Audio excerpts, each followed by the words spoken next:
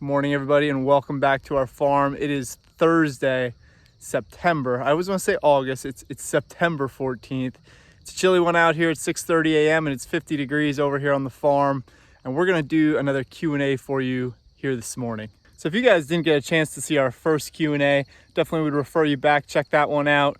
As always, if you're interested in this type of stuff and you have questions for us, we'll be happy to provide whatever we can for you. So drop those questions down below in the comments or with any video for that matter. Figure if one person's gonna ask the question, there's probably 20 others that are thinking it. So we're gonna go back, we're gonna dig that out for you, and we're gonna get you some answers. So with that, we're gonna dive into it with our sheep. So the first question is regarding our sheep pasture here, and it's how do you get a good enough pasture for your sheep? And the viewer was asking if they remove the blackberry briars and just kind of mow over some of the weeds, would natural grass kind of be promoted there? And also they mentioned kudzu. So let's dive into that. So I think the first thing we need to define for this question is what is considered good enough? Now, when you're talking sheep here behind us, their standards are going to be a lot lower than, again, I always compare them to cattle because they're your typical animals that you're going to graze out here on the farm. Sheep are going to require a lot less as far as kind of your pure pasture. So I would say as long as you have some sort of grasses in there, get them in there and get them going. That's going to help start your process there. So this pasture here behind us right now, it actually started this spring and it kind of looked like this one right here. A lot of seed heads on your weeds, not a lot of grasses. I mean, they're definitely in there, they're mixed throughout, but you're going to have a kind of an overgrown mess. So what we did, we actually just started grazing them. Your sheep, you're gonna see when they start grazing, they're gonna pick and choose kind of their areas that they prefer. For us, they seem to like the top of the pasture a lot more. I guess the weed pressure was a little lighter. So they were able to knock a lot of that down. And just by being in here, they naturally trample things. They will, surprisingly, they're gonna eat a ton of weeds for you that other animals just aren't gonna go for. So right there, they're gonna start the process of cleaning it up. Now, also something we've done is we actually got in here and mowed this off as well. And the reason for that is, the sheep actually took down pretty much everything that they really preferred at that point. So we got in here, we mowed off all those weeds. It's not something you probably wanna do all the time, but it does kind of clear it up for you, gives you a kind of a fresh slate. You really could take it as far as you want depending on the situation you're given right now. So if it's a complete mess, I mean, I don't necessarily recommend this, but you could till it and you could plant fresh, a fresh pasture mix. You could always overseed, maybe mow off the weeds and overseed. Hopefully you get some growth there. Now that we're heading into fall, winter, you're gonna need some sort of winter crop there, winter cover. But anything, really the goal, what you're trying to do is promote healthy soil. And again, getting your animals in here, getting some manure spread, it's all gonna help that. It's all gonna encourage those natural grasses to kind of come up underneath. And then also you're gonna wanna control your weeds somehow. So if the animals don't take them down enough, yes, you might have to come in here mechanically and actually mow them off, like I said. But in a lot of instances, the sheep are gonna do a great job with that. And unfortunately, this one, it's gonna take time. Now, to circle back to the question, the briars, I would go in, I would cut them right out because the sheep, they're not gonna eat them. They do eat some of that woody matter, but they're not gonna eat briars. Kudzu, I have no experience with. Fortunately, we don't have kudzu up here in Pennsylvania, but I know that it is a bear down in the south. We actually have something comparable called Japanese knotweed, which is terrible. I mean, it spreads everywhere. We actually had it overtake our yard when we bought the place. So over 4 years of mowing Japanese knotweed and just continuing to go at it, we kind of got it under control. I say that lightly because it continues to come back. I mean, the shoots, I feel like they grow 16 inches in a day. It's crazy how quickly those things grow. So as far as the kudzu though, what I've researched and what I've seen, sheep and goats actually will eat it. So it might be something, put them in there, a confined area, and have them go to town. Other than that, I would just keep hacking away at it and see what you can do. It sounds from the question that it's kind of on your perimeter, so you might be able to control that a little bit by just hammering away at your property line or your fence line, whatever it is. But I would definitely just continue to attack it, and it's a war. Last thing I'll mention before we move on if you have a large pasture kind of like this one and not enough animals to keep it under control, you might want to consider kind of rotating them with an electric net or a divider of somehow divided into paddocks. And the reason for that, especially sheep, they're gonna move all throughout, and they're gonna pick and choose kind of what they want and leave other areas standing a lot higher. So you're gonna get kind of that uneven graze. You're gonna have high weed pressure in one area and you know, basically graze down to the ground in another. And that obviously isn't gonna be great for promoting new growth in certain areas. So by managing them in a smaller area, confining them, they're actually going to take that down evenly, and then you kind of just move them to the next and the next and the next every couple days or so. So I hope that helps. Honestly, you could go on and on about, you know, developing a pasture here. This is our first season, and this pasture is already starting to look pretty good. And we got a long way to go, and we're going to also start to work on this mess over here. But one season, the sheep are already doing some work for us, and that's really all you can ask. Again, it's going to take time, and again, hopefully that helps. So while we're up here, we're going to stick with the sheep for our next question. And basically what the viewer is saying is they're under the assumption that sheep cannot have copper, contrary to that of goats, which need copper. So the short answer to this question, and I think why there's a lack of clarity as far as do they need it, do they not, copper is actually going to occur naturally in your pasture in most instances. So they are always going to get it, I mean, as with any grazing animal here. But there's such a fine line with how much copper sheep actually need. So if you haven't seen our video, we actually, unfortunately, I feel bad about it, we actually gave our brown one here a little bit of copper poisoning a few nights back. And that was because we fed an all-purpose mineral. Now the all-purpose mineral contained pretty much anything that a sheep's gonna need.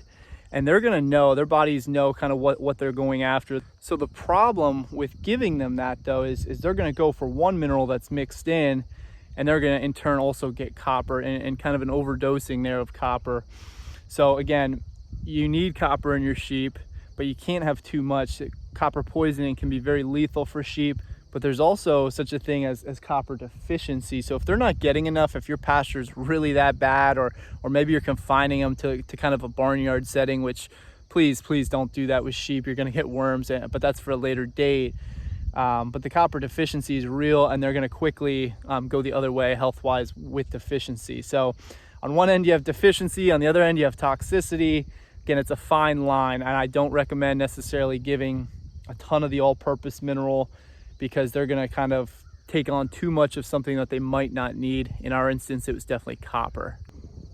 So to sum it up, yes, sheep are going to need some copper. It's great for their immune system.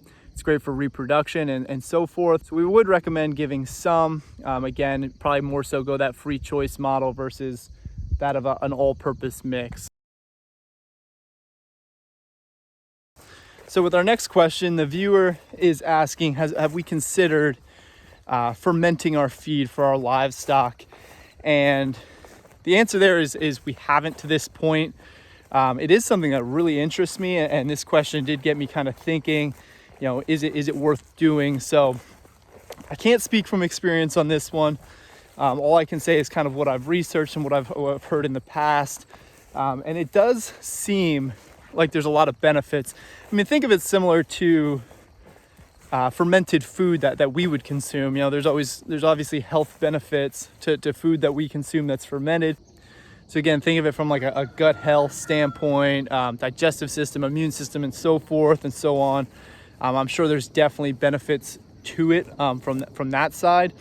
I think a lot of times people think it's going to really improve a feed efficiency for your animals. And that I'm seeing a lot of, you know, back and forth on whether or not that actually works or not. So again, I don't have any experience with it. The only thing we can do is give it a shot. So we're gonna actually go ahead and do that here in the near future. So stay tuned for that. It's a really simple process to actually ferment your own food. You essentially just need 3 5-gallon buckets, and you're gonna create a sort of rotation. So on day one, you're gonna take your first bucket, you're gonna fill it with water, you're gonna cover it with a lid and let it sit for 3 days. Day 2, you're gonna do the same. Day 3, you're gonna do the same. So now by the time you fill day 3, the very next day, your day 1's ready, and you're just gonna rotate it. Each day you're gonna feed it, you're gonna fill it, wait 3 days, and then you're gonna have an evolving rotation there of fermented feed. So again, we're gonna try that. I wanna test it myself before I say whether it works or not, because the answer is I just don't know. So thinking about it, I definitely believe it has benefits for sure. You always hear it could help egg layers as well. You're gonna get more egg production, better egg weight, better egg shells, things like that.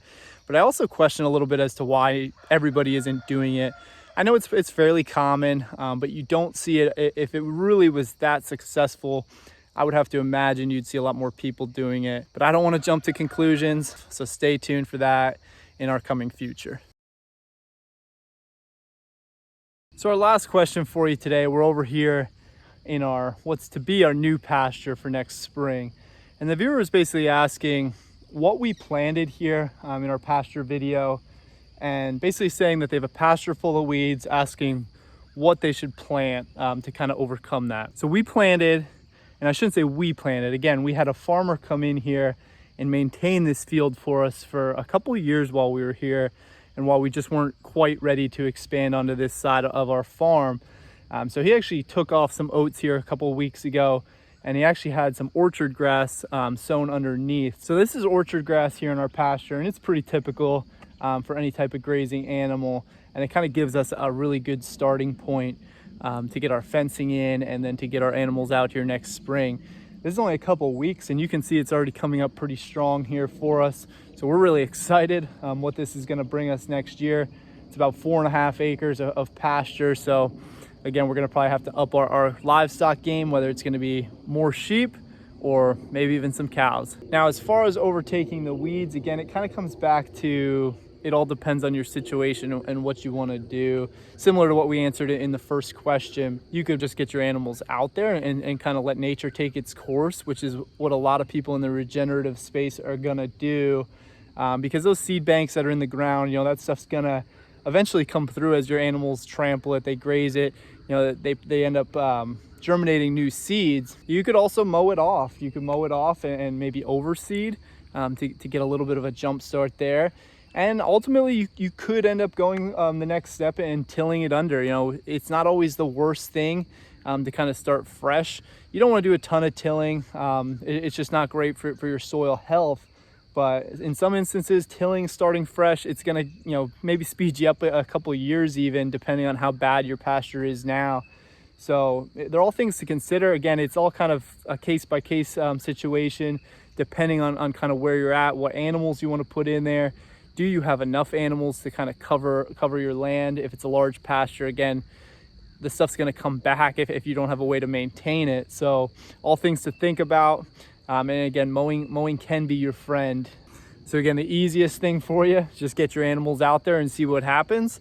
If you want a little bit quicker results, I would say mow it off and overseed. And if you want results as soon as possible, well, then you're going to have to till. You're gonna have to seed that and kind of start fresh there. So that's it for today, guys. Really appreciate the questions in all the comments across our videos recently. Having a lot of fun with just kind of throwing some answers out there and learning a lot myself. Some of this stuff, I'll be honest, I don't just know everything. Certainly throwing some research into this as we learn as well here on the farm. So again, thank you.